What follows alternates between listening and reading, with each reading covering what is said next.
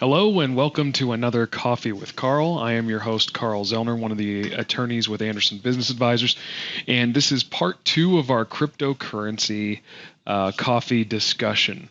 Today I'm specifically going to be referring to and talking about Revenue Ruling 2019-24, which came out with some additional guidance on how cryptocurrency is to be treated, basically when it becomes an asset and how it's received by the holder of it, and sort of just some of the cursory details on there. So you're going to see, if you start looking at it, there's lots of definitions and frequently asked questions. If you invest in cryptocurrency, it's a great place to look for some definitions, as well as some terms you may not be familiar with, such as hard forks, airdrops, and other items such as this. I am not going to go specifically into those definitions, as that is sort of outside of the scope of Coffee with Carl, meaning we try to address sort of frequently asked questions or sort of hot questions of the day.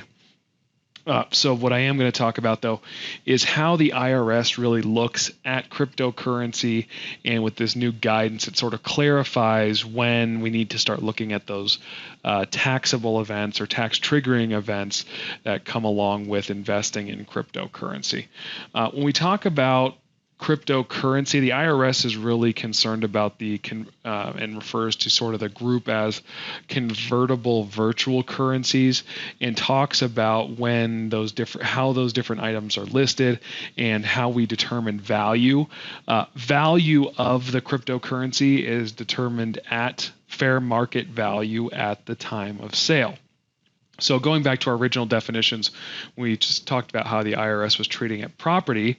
In order to judge gain or loss, we need to have basis. So when you purchase or acquire cryptocurrency, your basis is what you've acquired it for, and by the time you go to sell it or dispose of it or spend it is when it's determined at what the fair market value of that gain or loss is at that time it's disposed of. Now, the IRS, some of this airdrops and forks and things like that, the integral part of that, or sort of the notable part of that, is that the IRS says, well, while some of these things can be happening behind the scenes with this cryptocurrency, the relevant portion is until you have dominion and control over it, it's not charged as a gain to you or established basis until you have that control over it. And that's what helps tell us what the basis is.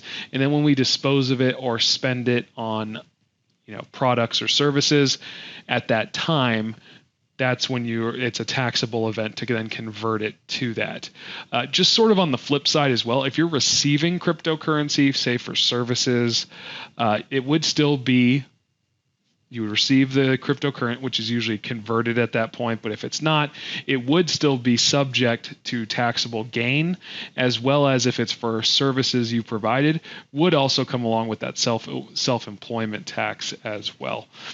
Continuing along here, in the 2019-24 revenue ruling, we also, another interesting portion came out as well, which I think is incredibly interesting, since we work here at Anderson with a lot in establishing and working alongside with a lot of nonprofit companies or organizations, they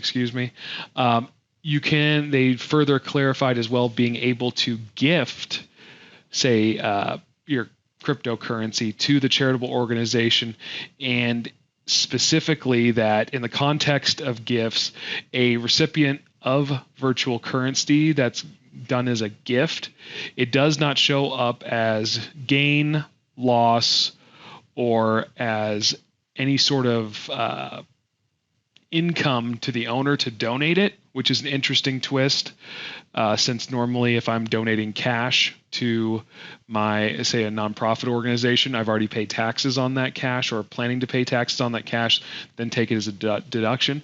But through cryptocurrency, you can actually donate it, and you're also able to take the charitable deduction as well. So I think that's going to provide some pretty interesting planning techniques, especially moving forward. Quite frankly, anybody listening to this YouTube episode, there's really nothing preventing anybody from setting up a nonprofit organization that they control.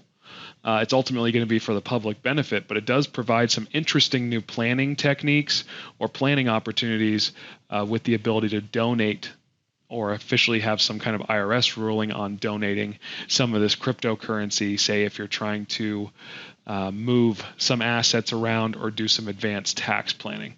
So, like I said, we touched on some of the very basics here. If you're investing in cryptocurrency or you're considering investing in cryptocurrency, I would encourage you to have a consult with myself or one of the other attorneys or Anderson advisors, as well as we're all very knowledgeable in this area.